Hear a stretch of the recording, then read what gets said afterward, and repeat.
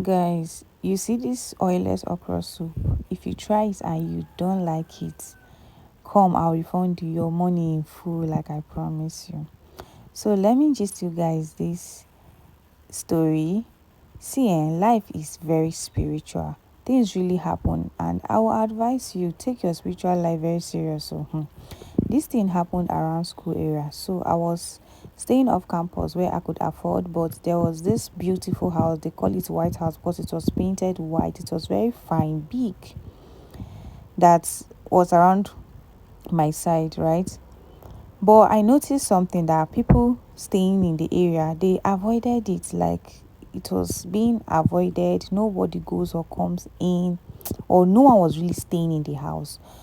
But this fateful day, there was this three set of ladies, beautiful ladies, who just got admission into my school. They came to, and they rented the place. I don't know who advised them to rent the place, or maybe they saw it and they said that was what they wanted, so it was given to them.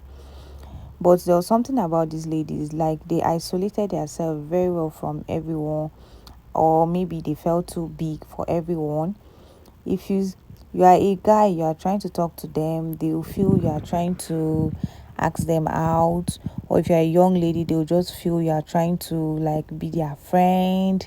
If you're an elderly person, they'll assume you want to beg them for money or something. So everyone just ignore them, like these people, like we are trying to advise them, so they just ignore them and left them to be on their own now.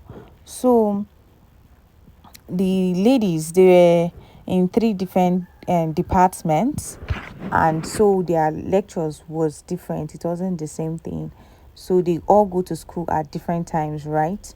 So 4 months or some months in, yeah, the first one, when she goes for lectures and come back, she meets food. If her room was scattered, the room will be arranged, everything will be put together, and she'll just assume that, oh, maybe one of her friends did that. She'll just eat and rest, and like they never bothered asking each other and all that. The other ones will come back and they'll meet the same thing. They always see food on their dining table, their rooms arranged, their toilet everywhere was just clean, and they never bothered to ask who exactly was doing it.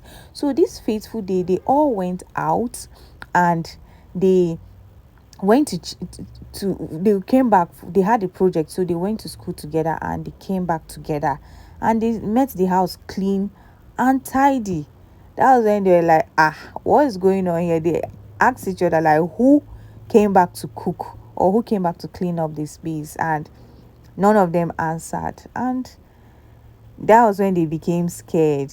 Like, what is going on? Who entered? Like, who came into the house? And they started asking questions, but like there were no answers. And the fact that they've been ignoring everyone in the area, that was when they felt guilty, or they felt bad, like nobody to ask. Anyways, guys, like for part 2.